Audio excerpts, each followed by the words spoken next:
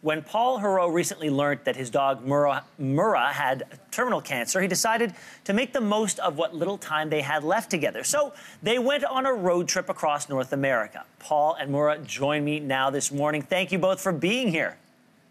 Good morning. Thanks for having us on. So you ended up visiting 24 U.S. states, 2 Canadian provinces on this trip. Tell me about what happened from the moment you got the bad news to the time you got in the car and started driving. What made you want to do this in the first place? Well, I hadn't taken a vacation in over 3 years, and I was planning on taking a trip to the Middle East. That's usually where I like to go to vacation. But I didn't want to spend any time away from her because on September 21st, she had a near-death experience. Her spleen ruptured, and she was bleeding to death internally. And then a week later, I found out that the reason for the spleen rupturing was a tumor that was carcinogenic, and it basically, she has hemangiosarcoma. It's a blood cancer. So I canceled my plans to the Middle East, and I set out to meet her breeder, located on Vancouver Island, and we had a nice road trip. We stopped a bunch of national sites on the way, and then it sort of just took a life of its own.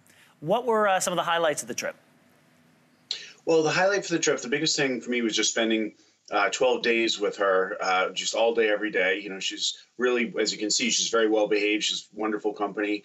But the main thing I was set out to do was to visit her breeder, who I hadn't met in person, and I had kept in touch with over the last 10 years.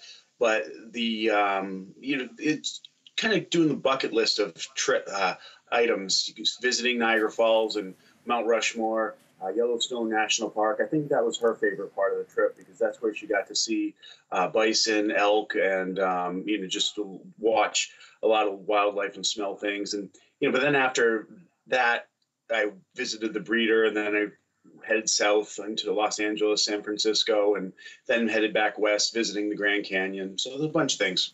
Well, we know Mura can't speak for herself, but how did she react to the experience? Oh, she had a great time, with the exception of the very brief moment that she had food poisoning, but that was my fault. But it was just, it's really nice to see her still excited to go for a ride. So when I say to her now, do you want to go for a ride? That's when she'll suddenly, just now her head kind of tilted, her ears perked up.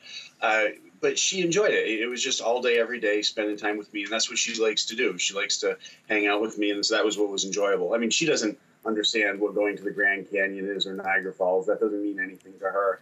But it was just spending time together is what she likes. And Paul, lastly, how's her health now?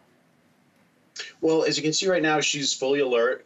If you were to see her play around in the yard, you wouldn't notice anything wrong with her because the type of cancer that she has is a blood cancer.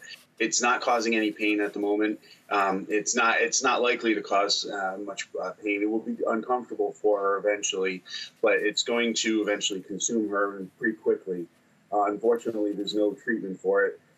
She's getting chemotherapy, but that's only going to prolong her life without impairing the quality of it, which is one of the reasons I decided to do it. Well, Paul Heroux, thank you so much for sharing your story today. Well, thanks for having me on.